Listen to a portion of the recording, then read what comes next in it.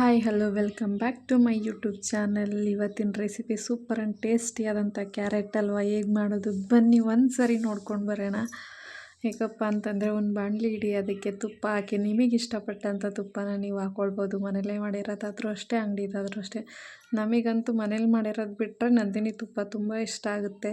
ಅದು ನಮ್ಮ ಕರ್ನಾಟಕದ ಹೆಮ್ಮೆ, ನಮ್ಮ ಬ್ರ್ಯಾಂಡೆಡ್ ತುಪ್ಪ, ಕರ್ನಾಟಕದಂಥ ನಂದಿನಿ ತುಪ್ಪ. ಹಾಗಾಗಿ ನಾನು ನಂದಿನಿ ತುಪ್ಪನೇ ಯೂಸ್ ಮಾಡೋದು ಏನೇ ಅಡುಗೆ ಮಾಡಿದ್ರೂ.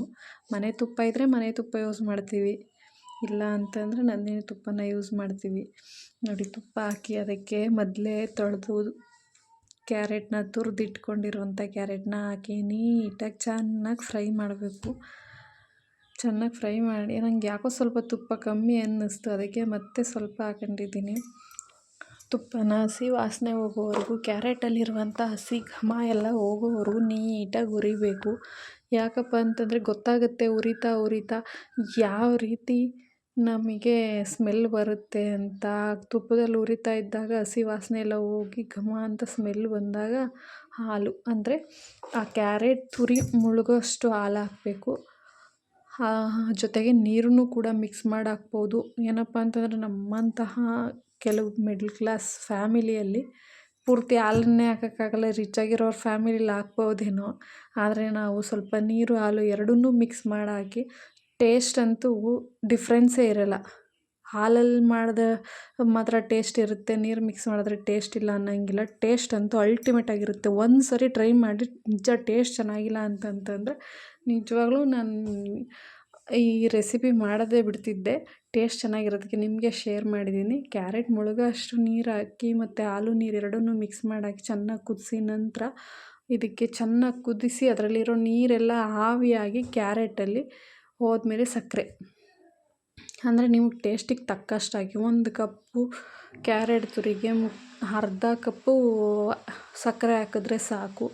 ಯಾಕಂದರೆ ಕ್ಯಾರೆಟು ಪೂರ್ತಿ ಬೆಂದು ಅರ್ಧ ಭಾಗ ಆಗಿರುತ್ತೆ, ಅದಕ್ಕೋಸ್ಕರ ನಾವು ಎಷ್ಟಾಗಿರ್ತೀವಿ ಅದರಲ್ಲಿ ಅರ್ಧ ಆಗಿರುತ್ತೆ.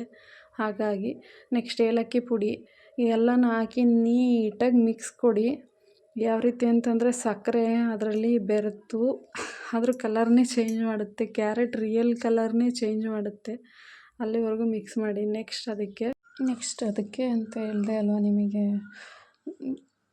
ಡ್ರೈ ಫ್ರೂಟ್ಸ್ನ ಫ್ರೈ ಮಾಡೋಕ್ಕೆ ಒಂದು ಬಾಣಲಿ ತೊಗೊಂಡು ಅದಕ್ಕೆ 1-2 ಸ್ಪೂನ್ ಆಗೋಷ್ಟು ತುಪ್ಪ ಹಾಕ್ಕೊಂಡು, ನಿಮ್ಮ ಹತ್ರ ಯಾವ ಡ್ರೈ ಫ್ರೂಟ್ಸ್ ಇದೆ ಆ ಡ್ರೈ ಫ್ರೂಟ್ಸ್ನ ಹಾಕಿ. ನನ್ನ ಹತ್ರ ಪಿಸ್ತಾ ಮತ್ತು ಬಾದಾಮಿ ಇತ್ತು, ಅದನ್ನು ಹಾಕಿದ್ದೀನಿ. ನೆಕ್ಸ್ಟು ಸ್ವಲ್ಪ ದ್ರಾಕ್ಷಿ ಹಾಕೋಣ ಅಂದ್ಕೊಂಡಿದ್ದೀನಿ. ಇದನ್ನು ಸ್ವಲ್ಪ ತುಪ್ಪದಲ್ಲಿ ಫ್ರೈ ಮಾಡಾದಮೇಲೆ ದ್ರಾಕ್ಷಿನ ಹಾಕಿ ದ್ರಾಕ್ಷಿ ನೀಟಾಗಿ ಉಬ್ಬೋವರೆಗೂ ಫ್ರೈ ಮಾಡಬೇಕಾಗುತ್ತೆ. ಹಾಗೆ ನನ್ನ ಚಾನಲ್ನ ಫಸ್ಟ್ ಟೈಮ್ ನೋಡ್ತಾ ಇರೋರು ಸಬ್ಸ್ಕ್ರೈಬ್ ಮಾಡ್ಕೊಂಡು ನೋಡಿ.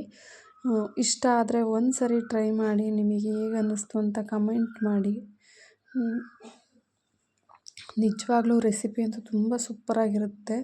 ಈ ಕುಕ್ಕರಲ್ಲಿ ಬೇಯಿಸಿ ಮಾಡೋದಕ್ಕಿಂತ ಹಾಗೆ ಹುರಿದು ಈ ರೀತಿ ಆ ಬೇಯಿಸಿ ಮಾಡೋದು ಒಂಥರ ಚೆನ್ನಾಗಿರುತ್ತೆ. ನೋಡಿ, ಈ ರೀತಿ ನೀಟಾಗಿ ಎಲ್ಲ ಫ್ರೈ ಆದಮೇಲೆ ಇದಕ್ಕೆ ಹಾಕಿ 1-2 ನಿಮಿಷ ನೀಟಾಗಿ ಮಿಕ್ಸ್ ಮಾಡಿ. ಯಾಕಂದರೆ ಆ ತುಪ್ಪನ ಕ್ಯಾರೆಟ್ ನೀಟಾಗಿ ಅಬ್ಸರ್ವ್ ಮಾಡಬೇಕು, ಅದಕ್ಕೋಸ್ಕರ. ಆ ಕ್ಯಾರೆಟ್ ನೀಟಾಗಿ ಅದಕ್ಕೆಲ್ಲ ಅಬ್ಸರ್ವ್ ಆದರೆ ತಿನ್ನುವಾಗ ಟೇಸ್ಟ್ ಅಂತೂ ಸಖತ್ತಾಗಿರುತ್ತೆ.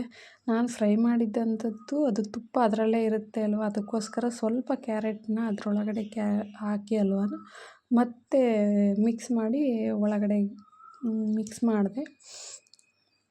ಏನಕ್ಕೆ ತುಪ್ಪ ವೇಸ್ಟ್ ಮಾಡೋದು ಅಂತ ಅಷ್ಟೇ.